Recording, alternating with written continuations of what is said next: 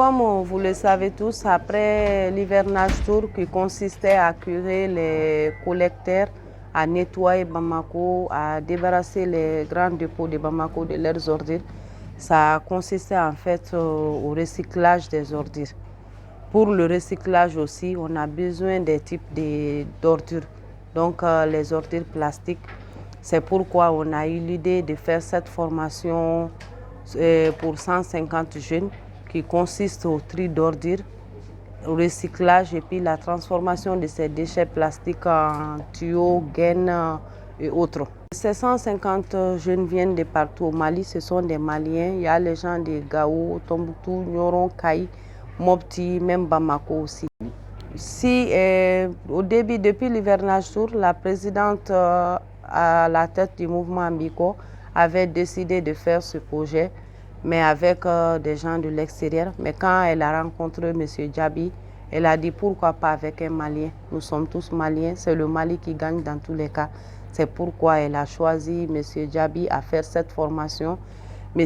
Djabi aussi nous a promis, après la fin de cette formation, il va donner un contrat d'1 an à 100 personnes afin de donner la chance à ces 100 personnes de travailler dans son entreprise. On le remercie beaucoup parce que c'est un partenariat qui commence bien et je sens que ça va bien se terminer aussi. Ça serait un partenariat infini, Inch'Allah.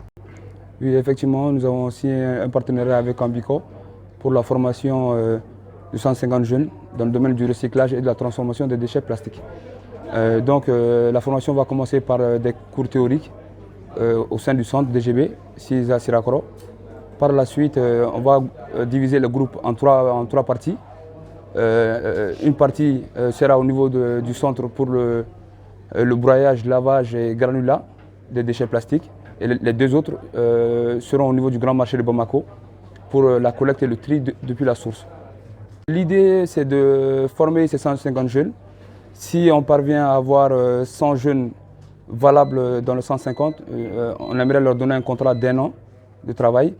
Et également, on espère avoir des jeunes qui vont vouloir entreprendre dans ce domaine-là, parce qu'il ne faut pas oublier que les déchets plastiques sont source de richesse et d'employabilité des jeunes. Cette activité est une initiative qui rentre en droite ligne avec la vision du département du ministère de l'Environnement, de l'Assainissement et du Développement durable qui est la protection de l'environnement.